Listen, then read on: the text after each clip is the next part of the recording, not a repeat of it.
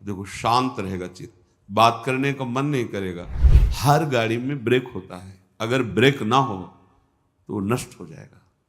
आपकी जीवन गाड़ी में संयम रूपी ब्रेक होनी चाहिए। आप ब्रेक को भूले हुए हैं, संयम रूपी ब्रेक ही नहीं है। जो मनाया बोल रहे, जो मनाया खा रहे, जो मनाया देखा है, जहां मनाया खड़े हैं, जैसा मनाया व्यवहार कर, नहीं, ये उपासक का लक्षण नहीं है। आप इस शरीर का राग पुष्ट कर रहे हो। शरीर का राग पुष्ट होगा तो वासनाओं की धूम मचेगी, वासनाओं के वशीभूत होकर आचरण करोगे, दुर्गति हो जाएगी। कुछ नहीं सुनाई देता, कुछ देखने की वो अलग दृश्य होता है। आपकी दृष्टि में अलग ही चल रहा है, अलग ऋतु चल रही है, अलग सौंदर्य चल रहा है, अलग बातें चल रही। खोए हुए हो आप, ये आनंद लेने के लिए आए हो, बहुत होश में। अगर हम सात्विक भोजन करेंगे, अल्प भोजन करेंगे तो विक्षेप से बच जाएंगे। जो आपका मन बार बार भजन से हटकर भोगों में जाता है, ये विक्षेप है। जो पूर्वकृत पापों से अंतःकरण मलिन है, वो क्षण में नष्ट हो जाएगा। आप एकाग्रचित होकर जो ही प्रियालाल के स्मरण, वो भस्म हो जाएगा, उसमें सामर्थ्य नहीं। ये विक्षेप बहुत घातक है। बार बार वृत्ति नाम में लगा और भाग करके संसार में जा रही, रजोगुण तमोगुण आहार, ये रसेंद्री बहुत, जैसे दुग्ध है, खीर है, घृत है, पवित्र वस्तुएं हैं, पर ये मात्रा से अधिक ले लो तो तमोगुण पैदा कर देंगी। है सात्विक, तमोगुण पैदा कर देंगी। मात्रा में प्राण पोषण होता रहे, ये शरीर को अपना मैं मानकर रसेंद्री जिस स्वाद पूर्वक जो हम पाते हैं, ये भजन नहीं होने देता। बहुत बहुत ये अनुभव की बात है, क्योंकि जीवन इसी में गया है। अगर हमारा भोजन सात्विक हो, अल्प है, तो आप देखो पहले जैसे एकादशी रहते थे तो स्वाभाविक उस दिन ज्यादा भजन होता था थोड़ा। तो अगर हम रोज ऐसा अभ्यास कर लें, अल्प आहार करें, देखो शांत रहेगा चित्त, बात करने का मन नहीं करेगा। और जब अधिक भोजन, तो आप भोक्ता बन करके अधिक पा रहे हैं ना, यही तो आपके सब इंद्रियों को खुला छोड़ देगा। ये जो आपके इंद्रियों पर शासन करने का स्वभाव, हर गाड़ी में ब्रेक होता है, अगर ब्रेक ना हो तो वो नष्ट हो जाएगा। आपकी जीवन गाड़ी में संयम रूपी ब्रेक होनी चाहिए। हर इंद्री पर आपकी दृष्टि होनी चाहिए। इस समय किसका वेग है, जनेन्द्री का कि रसेंद्री का, नेत्रेंद्री का कि वाकेंद्री का, उदर का वेग है, किसका वेग है। हर समय सावधान, संयम रूपी ब्रेक बिल्कुल। जैसे कोई भी रास्ते पे चलता है ना, तो पैर भी ब्रेक में बिल्कुल सावधान, जरा तुरंत। आप ब्रेक को भूले हुए हैं, संयम रूपी ब्रेक ही नहीं है। जो मनाया बोल रहे, जो मनाया खा रहे, जो मनाया देखा है, जहां मनाया खड़े हैं, जैसा मनाया व्यवहार कर, नहीं, ये उपासक का लक्षण नहीं है। सात्विक भोजन बहुत जरूरी है, बहुत जरूरी। पर भाई रोज सुन लो, पर मानोगे नहीं तो कोई फर्क। अल्पाहार करो, देखो कितना अच्छा लगता है। बढ़ रहा है, चर्बी बढ़ रही, पेट बढ़ रहा है, वजन बढ़ रहा है, भजन नहीं हो रहा है। आप कहते भजन नहीं हो रहा, क्यों नहीं हो रहा है भजन? आप गृहस्थ हैं, बहुत मेहनत करते हैं, आपका ठीक है, जितना समय भजन में मन लगे, बीच बीच में नाम स्मरण किया, समर्पित कर दिया, सारे सेवा कार्य भी, वो भी भजन हो गया। समझिए, इन्हीं के राग के त्याग को वैराग्य कहते हैं, और वैरागी ही अनुरागी होता है। जगते हुए फिरे वैरागी, वृंदावन रस में अनुरागी।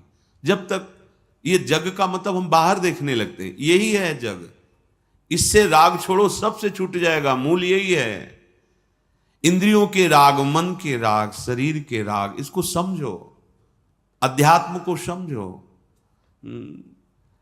भूल मत करो, भूल मत करो। इसको सजाने का मतलब है बंधन दृढ़ कर रहे हो, समझो। ये शरीर तुम नहीं हो, या अंगूठी, यहां वो चैन सोने की और ये वो, आप इस शरीर का राग पुष्ट कर रहे हो। शरीर का राग पुष्ट होगा तो वासनाओं की धूम मचेगी, वासनाओं के वशीभूत होकर आचरण करोगे, दुर्गति हो जाएगी। और वही हो रहा है, हम शरीर राग पुष्ट कर। हाँ, नहीं भाई, जैसी परिस्थिति, आप धनी हो ठीक है, आपके पास है, पहनो, रागपूर्वक नहीं। अगर रागपूर्वक तो फिर वासनाएं बढ़ेगी, रजोगुण बढ़ेगा, वो आपको बांध लेगा, स्वाभाविक है।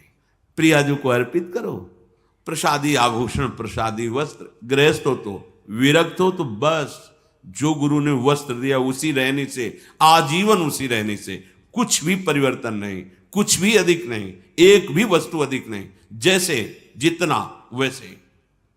विरक्त होने के बाद शरीर का श्रृंगार नहीं, ये शरीर का श्रृंगार नहीं है, ये दासत्व है। वृंदावन की रज और स्वामिनी का प्रसादी चंदन और गुरु परंपरागत तिलक की आकृति, ये हमारे शरीर का श्रृंगार नहीं है, ये हमारी स्वामिनी जी के दासत्व का स्वरूप है। लेकिन किसी भी तरह से शरीर को श्रृंगारित करना, राग को पुष्ट करना है। श्रीपाद कह रहे हैं, अप शुष्क फलादि भक्षयन, रूखा सूखा फल अन्न जो मिल जाए भक्षयन, प्राण पोषण के लिए डाल लो, उस पे बुद्धि अपने जहां सुनते हैं ना, क्या है आज खीर, आज ये, आज वो वस्तु, तो पहले आपका चिंतन बना, संभालना, चिंतन बना रागात्मक। अच्छा, आप एकाग्र हुए, हर्षित हुए, गए, वो वस्तु तो बाद में सेवन करेंगे, वृत्ति तो पहले आपने खराब कर ली। आपको सुनकर हर्ष नहीं होना चाहिए। अगर भगवत प्राप्ति करनी है तो प्रियाजू का प्रसाद है, बस इतनी बुद्धि रखनी। वो क्या क्या है ये मुझे नहीं देखना है, प्रियाजू का प्रसाद है, वो जैसा भी हो, वो हमारी लाड। प्रसादम स्वामिन्या स्वकर दत्तम प्रणेता। श्री स्वामिनी जी ने प्रेम पूर्वक कृपा करके हमें जो स्वाद पाते हुए अब प्रसाद दिया, हम उससे पाते हैं, उससे अपने प्राणों का पोषण करते हैं।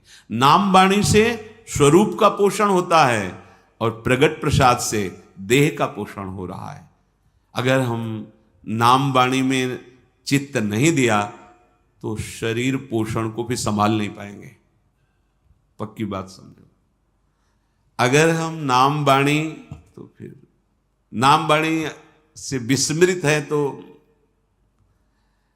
ये अनुभव की बात कहते हैं। प्रसाद पाते हुए भी आपका संयम नहीं रहेगा।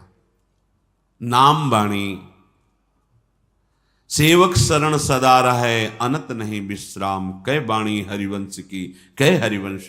या तो भगवत लीला भरे पद गुनगुना रहे हैं, नाम मंत्र चल रहा है, स्वरूप का पोषण। अगर स्वरूप का विस्मरण तो देह भाव में विचरते हुए फिर बात नहीं बनेगी। प्रभु का प्रसाद देह पोषण और नाम वाणी स्वरूप पोषण, ये बैठा लो अपने हृदय में। अगर आप स्वाद बुद्धि से भोक्ता बन करके पाओगे तो नाम वाणी चला ही नहीं सकते। किसी भी इंद्री को बढ़ावा देना अपने भजन को नष्ट कर देना है। आप प्रार्थना है, थोड़ा समझिए, आप शरीर नहीं हैं, आप इंद्रिय के द्वारा भोगे हुई वस्तुओं के भोक्ता नहीं हैं। आप स्वरूप में स्वयं अखंडानंद हैं, स्वयं भगवदानंद हैं। आप अपने आनंद को भूलकर जो शरीर भाव से विषयों में विचर रहे हो, कभी आनंद का अनुभव नहीं होगा। आप लौटोगे तो देखेंगे आपके अंदर कोई इच्छा ही नहीं रह जाएगी, इतना अंदर आनंद भरा हुआ है। आनंद समुद्र हो तुम, कैसे समझाएं। पानी में मीन पियासी मुझे सुन आवे।